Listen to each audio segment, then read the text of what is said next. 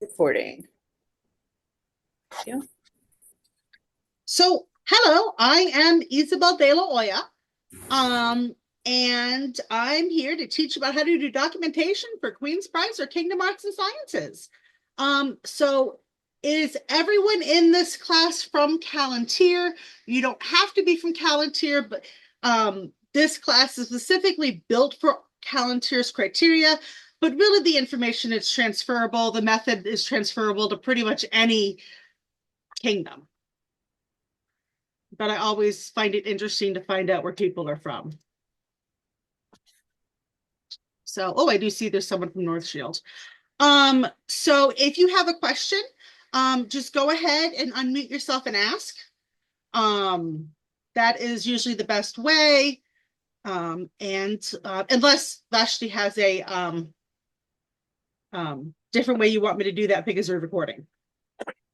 That's fine. That's totally up to the participants. If they want to wait till the end and the recording is done, they can, or you can drop your question in chat and I can make sure it gets heard. Yep, either way. So I'm going to go ahead and get started. You guys can all see my screen, right? Okay. So the first thing you need to do when you enter Kingdom Arts and Sciences or Queen's Prize, and I'm just going to call it Kingdom Arts and Sciences because that's what's coming up. First and foremost, you need to relax. It is not meant to be scary. It is not meant to be terrifying. It is for fun. We are a club. We are this is your hobby. It's arts and science competitions are not supposed to be traumatic. And if they are, you need to talk to someone in charge of it because something needs to be done. I will say from experience, it is easier to start from a basis, from a historical basis, do a little bit of research, have a basic idea of what you want to do and whether or not it's historical and where you can find some of the information before you do the project, rather than going backwards and trying to pigeonhole documentation into an already done project. I have done this before. Many of us has done this before, learned from our pain. It is harder. I'm not saying it can't be done. It is just harder. It's also really important to remember that documentation is just one part of this process. It's not the biggest part. There are like 8 different parts to it. And documentation is just like a small portion. Is it important? Sure. It's not more important than the object. It's not more important than you having fun, or it's not, and it's not more important than you getting something out of the progress. Think about what you want to get out of this process. There are many, many different reasons to enter Kingdom Arts and Sciences, and they're all correct. None of them are wrong. If you just want to show off what you can do, great. If you want to enter your project because you're stuck or you need help or you want to get feedback, that's great. If you've done this really cool thing and you just want to show it off and you want people to tell you it's cool, that's awesome. If you want actual critical feedback, that's awesome too. There's no wrong reasons. If you do enter with the right attitude, the right attitude being, you are open to the process and you tell yourself you're going to have a good day, then you're going to have a higher chance of having a good experience. So the first thing we're going to do is talk about sources. In the SCA and research in general, there are 3 types of sources. You've got primary, secondary, and tertiary. Pretty much a primary source is just any source that has first-hand knowledge of the item or event in question. A secondary source is a work that analyzes or interprets the event or the thing. And a tertiary source is an index or an analyzation of other sources. But what does that really mean? Pretty much primary source. It could be first-hand written testimony. It can be a picture of this item in a museum. It could be a translation of a I would consider a translation of a book written in another language a primary source. A copy of the Canterbury Tales is a primary source. Things include manuscripts, paintings, books, videos, although videos doesn't really apply to us. Primary sources can be codes of laws. A secondary source is like your textbook. It's a textbook on the fall of Rome. Generally speaking, if the source is written well after the event by someone who did not have firsthand experience, it's a secondary source. Now, if I decide when I'm old and gray that I'm going to write a book about something I experienced 20, 30, 40, 50 years ago, that's still a primary source because I experienced it. And a tertiary source, encyclopedias, dictionaries. What does it matter? Not a whole lot. It is important just in general to know what types of sources are, especially since in the criteria it says, one primary, secondary source, blah, blah, blah. But it's not that essential at Queen's Prize or tri-levels. I've entered the championship before and I've never had anyone look at my documentation. Okay, so is this a primary source? Is this a secondary source? But it just gives you a good rubric. Primary sources are great. And, one of the tricks of the trade is to find a secondary source and look at their bibliography and follow it back to the primary sources. You don't have to do that, especially at novice or intermediate.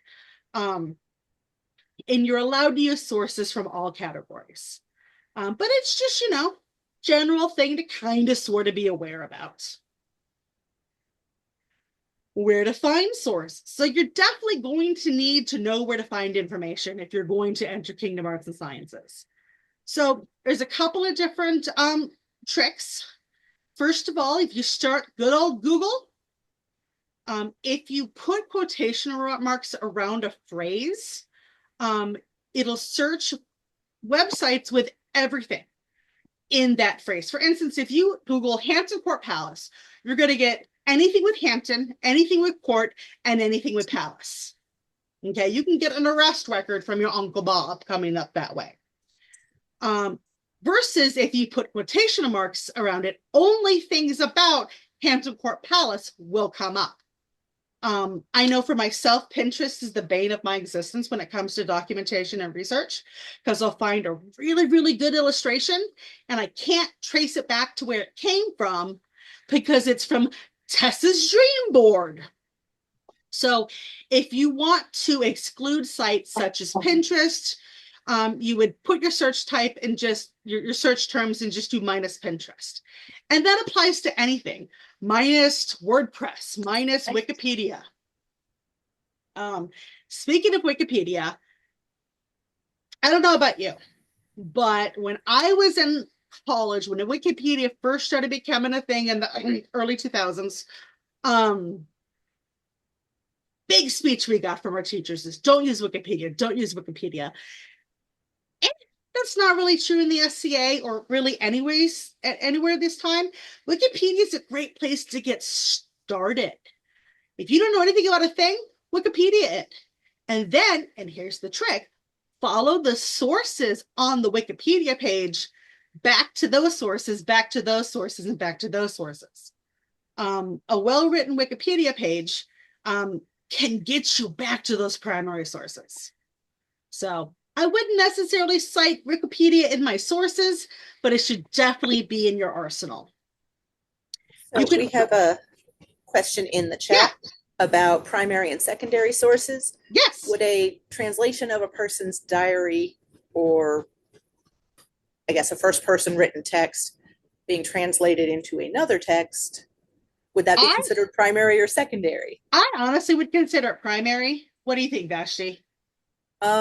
I deal with this a lot because I deal with medieval Muslim culture. So we get lots and lots of translations and lots of people quoting extensively from other places.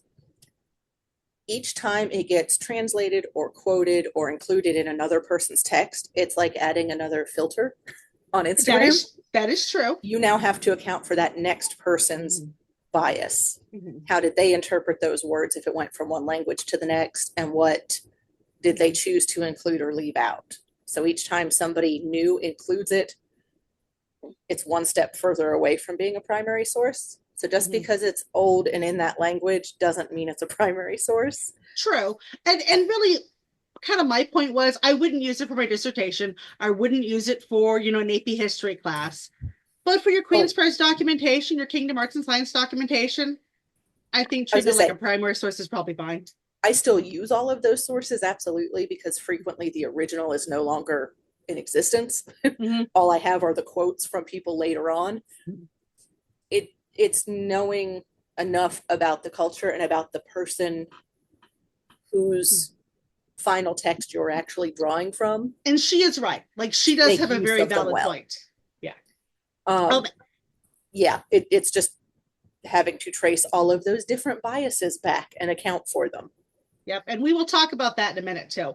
But in the bottom line too, it doesn't really matter because no one's going to be sitting there and tallying up how many primary sources you use and how many secondary sources you use. So, you might find some translations are more reliable than others. Just like some recipe redactions are good and some are really bad. Does that answer your question?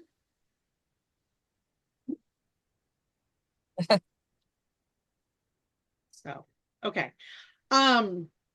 So getting back to the sources, you are able to find some books online in part or in full. Websites such as Google Books or Project Gutenberg. I myself, I found I needed some information that was on a certain page of a book about bread, right? And I was talking about cakes, and they were talking about how sweetened bread morphed into cakes and all that interesting stuff. And I didn't need the whole book, and I couldn't afford, $50 for the whole book for a section that's spread over 2 pages. So I looked it up on Google Books, and I got lucky, and the part of the text I needed was in the free, synopsis, or in the part you can see. People's comfort with that, may vary, but the way I look at it, I'm not making money out of this. I'm not, writing a book or publishing a thing. I'm pulling up research for a personal project for a education club. So I personally don't feel guilty about that. Your mileage may vary. Project Gutenberg has old books that are copyright free on there now, and it's a great source. There is also a couple of Facebook groups. Well, there's 1,000 Facebook groups that can help you. Some are dedicated to researching the arts and sciences, specifically in the SCA, and I have listed them. I can also send you, I can also link you to this page because I've linked these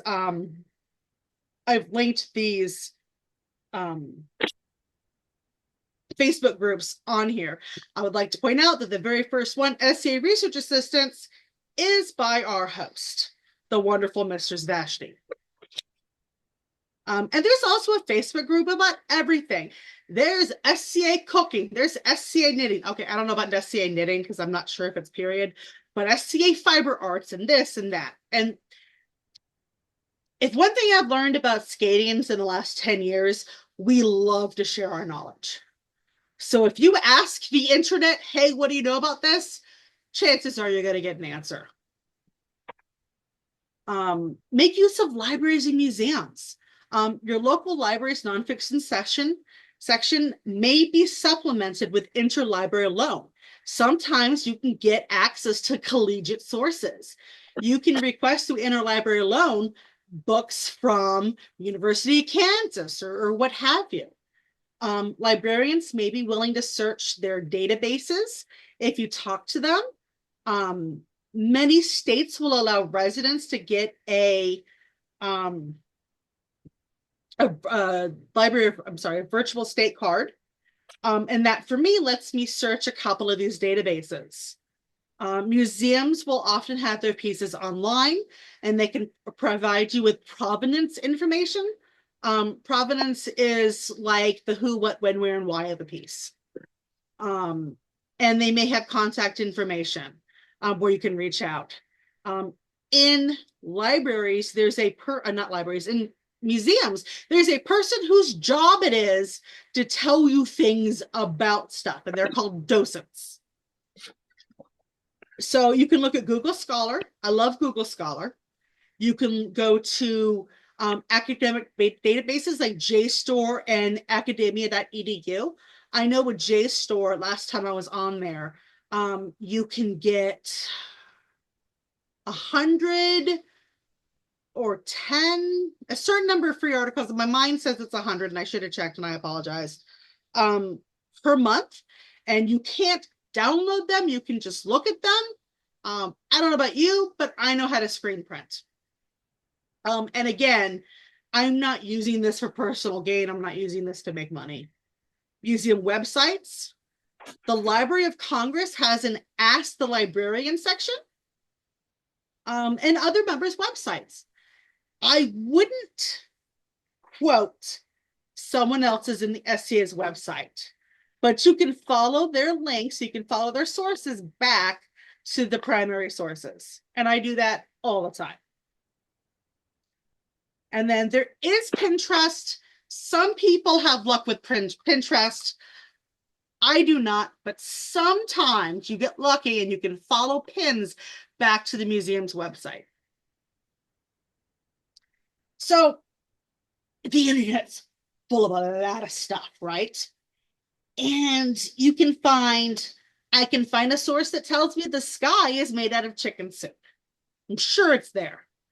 And so the information is really only as good as the person writing it. So there's kind of a couple different ways you can tell whether or not your source is good. And they're not foolproof, but it's a generally good guide.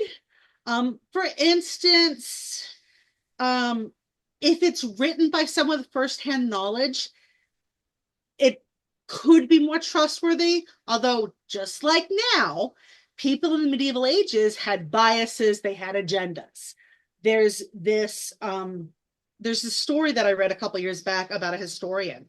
When he was working for the Plantagenets, he wrote lots of horrible stuff about the Tudors, right? Because the threat of Henry Tudor was like on the horizon for a while. All this awful stuff. Well, that was Bosworth happened. Henry Tudor took over. Now the same historian is working for the current king, Henry Tudor VII. And now he's writing all this horrible stuff about the Plantagenets. So like stuff like that happens. So just keep that in mind.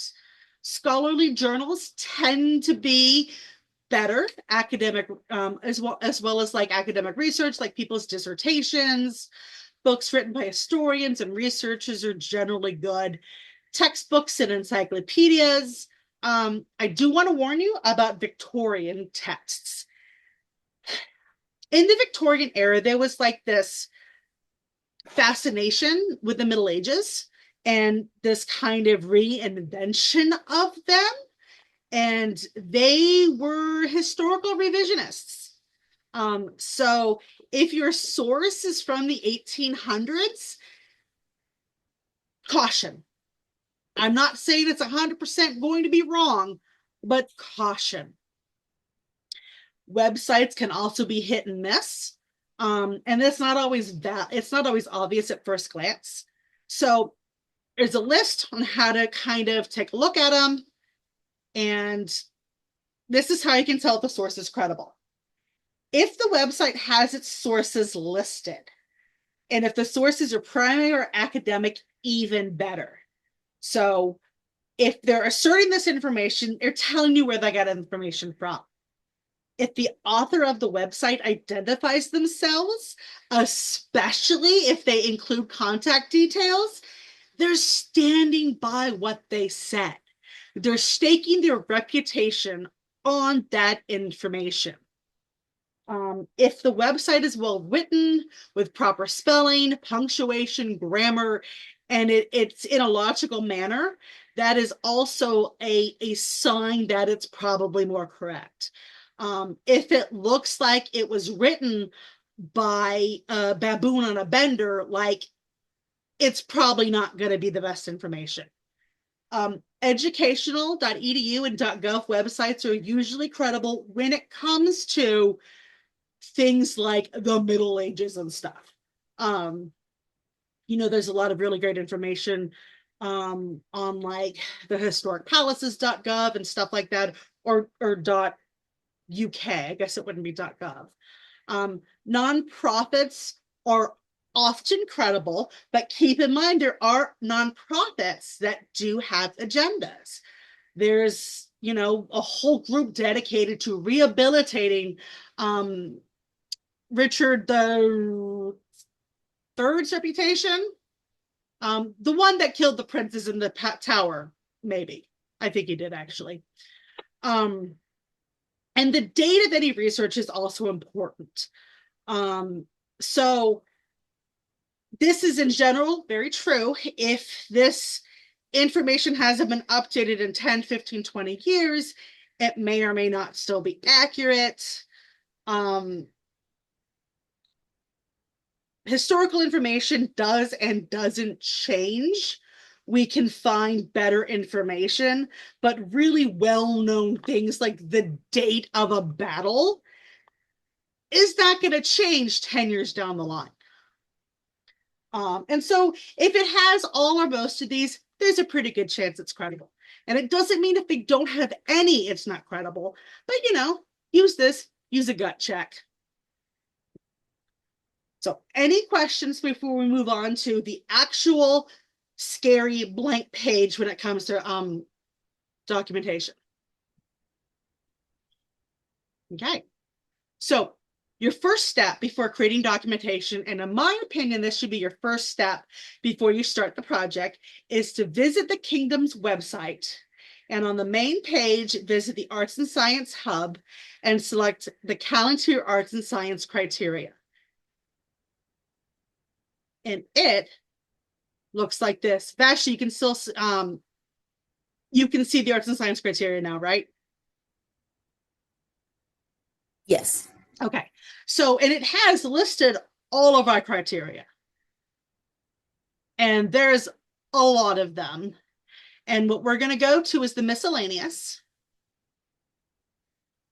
And it tells you, for novice, this is what you're looking for. This is what your judges are going to use to score you if you choose to get a score, and more on that later. But what we're concerned about in this class is this here, this documentation.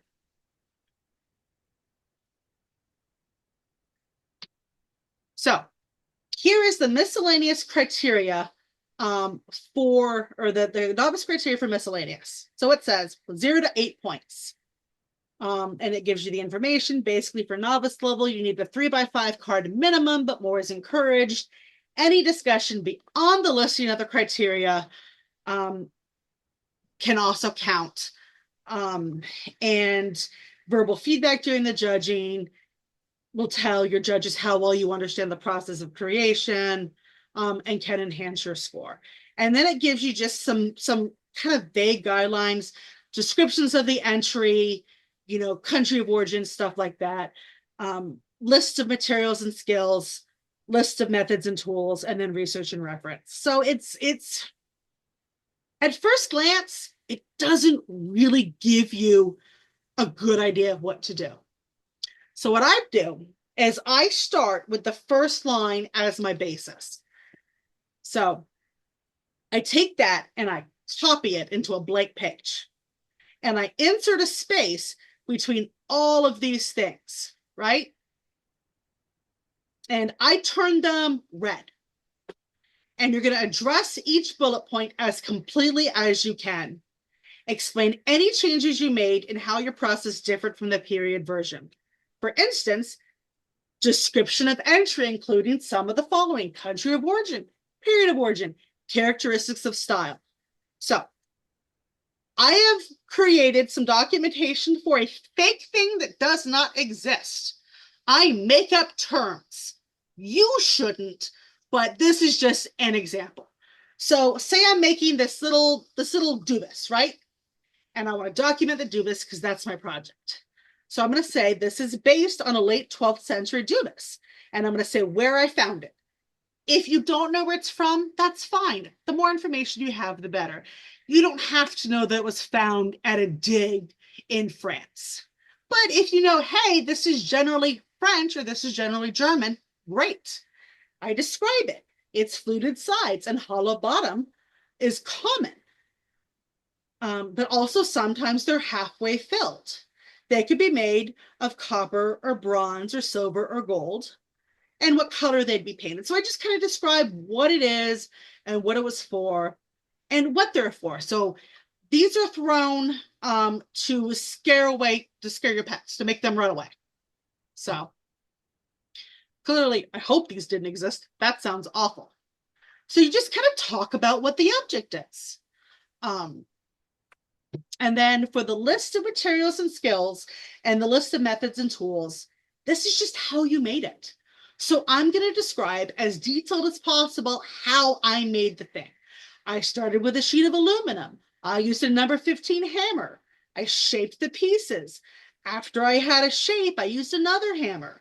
And I did these dot, dot, dots because I didn't want to just keep making up stuff for something that wasn't real. Just describe how you used it. And then I said in period, it would have been a thin sheet of decorative metal. I used aluminum because I'm poor and I have a copper allergy. And then you describe any other differences from period. You know, I specialize in cooking and I've entered cooking competitions. As this calls for this, I don't like that, so I use something else. That's perfectly fine. Just explain the difference. I used polyester because I couldn't afford 10 yards of silk. This is stamped because I couldn't afford brocade. Things like that.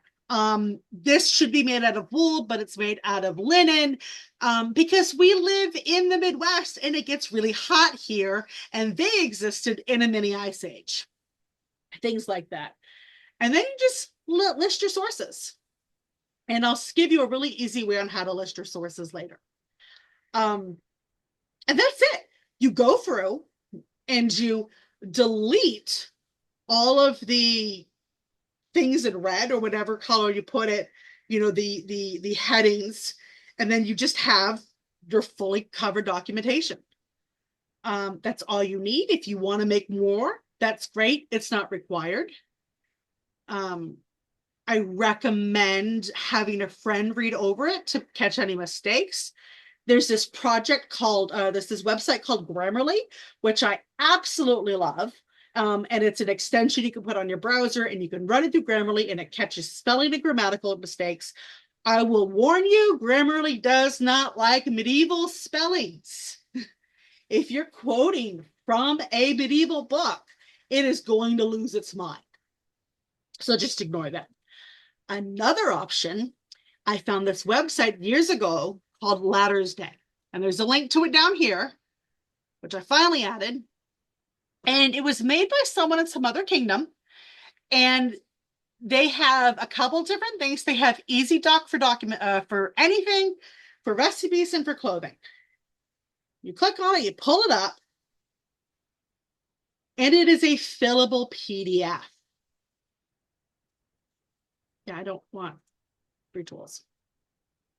And you type in your name, you type in the project, you type in the historical basis.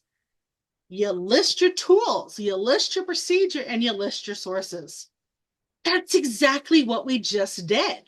So if you don't want to write a paper, you can just fill this out. I have been known to bring blank copies of this to arts and science events. So if people forgot their documentation, I have one. The first couple times my husband entered Queen's Prize, I had him use this. I've had a copy for someone who forgot their documentation at home, you know. And this is just a great source. And this here completely fulfills the 3x5 fulfills and surpasses the 3x5 requirement. So if you're really stressed out, this is a great source. I personally would recommend it for novice and not intermediate, but that is just my opinion. So, points, the terrifying points. So here's the thing. The points are like, whose line is it anyways, right? So you get a total of 30 points, and unless you're entering the championship, they don't matter. They're completely optional. If you enter Queen's Prize or you enter the tri-levels and you decide to enter the tri-levels, even at advanced, the only thing that happens with your judging sheet is you're given it. Your judges will write on it, they'll hand it to you, and that is for you to either burn in a ritual or put away and take a look at, you know. And so no one's going to write down what you scored. No one's going to pull out this little sheet in an order meeting years from now and say, well, in 2024, this person missed, they only got like 15 points out of 30. That doesn't happen. No one's going to keep these or remember these. You don't even have to get points unless it's the championship. Your judges should sit down and ask you what you want out of the process. And if you just want a conversation, great. I'm a little nerdling and I always wanted points. And then I converted my points to a scale of 100 so I can find out if I got an A or a B or a C. You don't have to do that. So, and even at the championships, those scoring sheets are given back to you at the end of the day. Like they use them to figure out who the winner is mathematically, and then they're given back. Even then, they're not recorded in some secret book of who scored the best and who, scored the least. So it's really nothing to be afraid of. So they do ask for sources. You need to kind of have a bibliography or like a works cited section. And that can be really difficult. There's so many different types. There's MLA, there's APA, there's Chicago, and some people have really strong opinions about what type you should use. It doesn't matter here. It doesn't even matter, especially at novice, if you're even using properly one of these types. As long as you are consistent and you get across what you're trying to say, you're golden. However, I recommend using a website like EasyBib. And there's similar ones. EasyBib is just the one I use. So you go to EasyBib, you want to create citations, and I'm going to say this is from a website. And this website is Rosalie's medieval thing about hoods. This is a website I've gone to several times. I'm going to hit search. It found the website. I'm going to hit cite. And it tells me, okay, here's some of the basic information. You're going to continue. And then you might just need to fill in a couple of the things, like what the article title is, if you know it, who the contributors, the name is, we're going to call it stuff, Mr., Mrs., Miss, Misterson. Get the ULO, complete citation. Okay. Do a sponsored message. I'm going to suffer through this because I want to show you what it spits back out to you. So I apologize for this. I apparently haven't used this in a while, and it's making me watch a message. Good thing they're short. Okay. And then it has the citation. Now, this citation is in MLA 9. I tend to use MLA. It's just what I'm used to. Copy citation. This is now on your clipboard, and you can copy it directly into paper. It's literally that easy. You can also check for plagiarism. We're not going to worry about that right now. It also has style guides if you want to do yourself. You can pick between all of the different citations, all the different types. pick one and stick with it for that paper. Like I wouldn't mix APA and MLA in the same paper. That's silly. And might confuse people. It is important, however, if you directly quote from any source, you have to identify it as a quote, which is most easily done with quotation marks and identification of the source after the quote. Always be sure to include a source in any type of media. If you put a picture, if you put, a screen capture or something, you're gonna want to cite that. And again, EasyBib and things like that will give you an easy way to cite that. So any questions about novice documentation before we move on to how to take that, build upon it, and create intermediate documentation? I do have one question. Yes. Sometimes I don't know what category I should be in. I usually bounce between research and then whatever object I made, whether it's costuming or so on. I make the object in order to back up my research. Sure. And so would it go under research or would it go under like, I don't know, like a different category? So I would enter it as a thing you made, because the research paper is kind of different. For a research paper, you enter literally a typed paper and you don't bring the object. And so what you can do is you can essentially write your research paper, if that is your documentation, and then you bring the object. So if you make an outfit, you enter it as costuming. For instance, like, do you have an example of something you've made that you're not sure how to enter? Well, like in the past, like I would make an outfit to see if it's plausible for said person to wear it in a certain way that would back up all this other research. So it gets kind of complicated. Yeah. I mean, I would say if you have questions, you could reach out to the scheduler, who right now so happens to be me. Like, this is not the official way to do it. I just happen to be the scheduler and I just happen to teach this class. Reach out to the Kingdom Arts and Science Minister, reach out to your sponsor for Queen's Prize. But I'd say it depends on what you want to get out of it. If what you want to get out of it is feedback about the outfit, about the object, enter the object. If you want feedback on just the research, just the paper that you did, enter it as a research paper.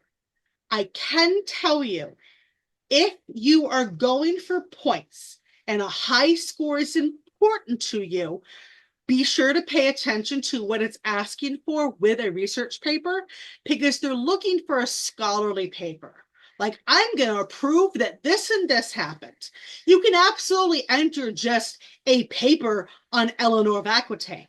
But if you're looking for that perfect score, that might not be the way to get it. But again, it's what you're after. So, I mean, the answer, again, is just depends on what's more important to you. I hope that helped, or at least didn't make you more confused. It's fine. Okay. Anything else? So, the difference between novice and intermediate documentation when it comes to the criteria, it's subtle, man. It's subtle. So I'm going to pull this up just to show you. Here it has miscellaneous, and it says a description. It has a list. It says a 3x5 card. It wants research and reference. Cite at least one source or one visual source. So it's really kind of bare bones. When you move to intermediate, it's a little bit beefier, but not in a substantive way. It says it's a graduated level of knowledge. It is more in-depth discussion of period practices. It is, instead of a list of materials, they want some discussion of materials. Instead of just a list of who, what, when, where, and why, it wants a description and some discussion. For research and references, you want at least more than one source, and you're going to want it to have a reference sheet, a bibliography, a works cited in some sort of standard format, like endnotes, footnotes, parenthetical documentation. It wants something more formalized. That's not really very descriptive, and it doesn't really give you a good idea of like how to jump off from that. And this is just the same thing here. So what I've done and what I like to do is I ask myself some questions about the object, and that's my sum discussion. So some of the things or some of the types of things you can ask yourself and talk about in your documentation is, for instance, how did the culture shape the item you made? If you understand the culture around an object, you're going to understand the object better. You can talk about, this object was in every culture from, or every Western European culture, or this was in Eastern Europe, or this was in Southeast Asia from this period to this period. Or it could have been really specific, like this was only made and used by, the nobility in 12th century Flemish, Finland. That's not right. One of the Low Countries. You're going to ask, why is it needed? What does it do? Is it decorative? Does it solve a problem? What class of society used the item? Did the same class of society use the item and make the item? For instance, if you've got this cloth of gold, the person who makes the cloth of gold probably can't afford to wear the cloth of gold. Is it rare? Is it expensive? How did the modern materials and tools differ from the medieval ones? For instance, a plumb line in construction has not changed very much since the beginning of construction. It works, don't change it. Is it basically the same process, or is it vastly different? How does the modern construction differ? And why did you choose the method you did? Remember, there's nothing wrong, even at intermediate, of using a modern kitchen. There's nothing wrong with using a sewing machine. In intermediate, you probably want to make sure that like the things that you can see from the outside might be hand finished, like the neckline and the wrist or the hem. But again, that's up to you. And if you have some sort of disability or some sort of reason why hand sewing is prohibited to you, machine sew it. Enter what you want to make. Don't let someone's opinion about, well, at this level, this needs to be hand sewn, affect what you do. How would the items be obtained?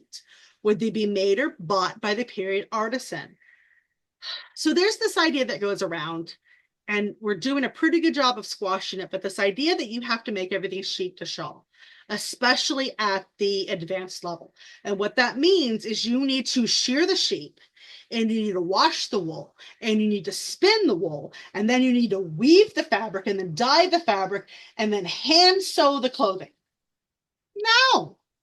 If you want to do that, great, do that. But you don't have to. And in fact, in many cultures and periods of the Middle Ages, you honestly wouldn't be allowed to do that. You're going to make a guild mad. Don't make the guilds mad. Trust me. There were different guilds for white bread and wheat bread in Elizabethan England. So like lots of guilds.